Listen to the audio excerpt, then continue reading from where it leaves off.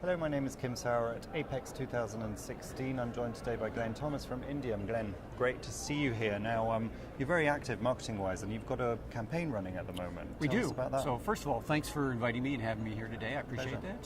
So we have recently announced our Avoid the Void campaign. Mm-hmm.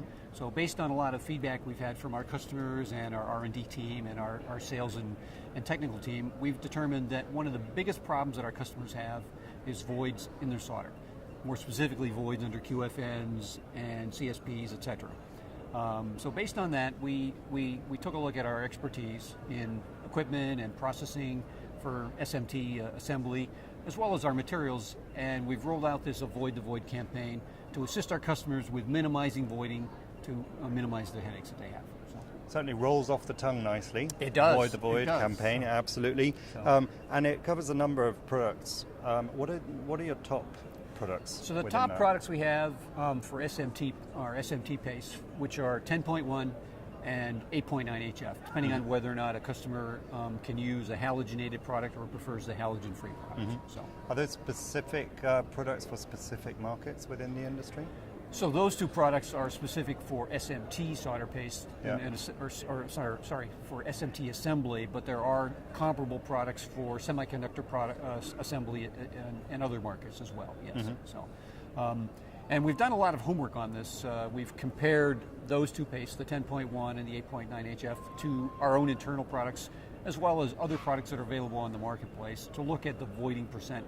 And we've also gone as far as testing it at our customers, because that's really where the rubber meets the road, is what does the customer see?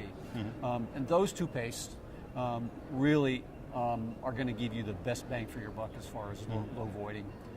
Okay, and here at the show you're obviously very busy at your booth talking to customers. What sort of feedback are you getting from your campaign? The campaign has been well received by customers. We have had a lot of interaction with customers, a lot of customers, even just before this, a lot of requests either via phone or email, can you help me out? I've got a voiding issue, what do you recommend? So. And obviously these aren't the only products you have at Indium, so Correct. What other products are there? Well, there's some new products that I'd like to spend a couple minutes talking about.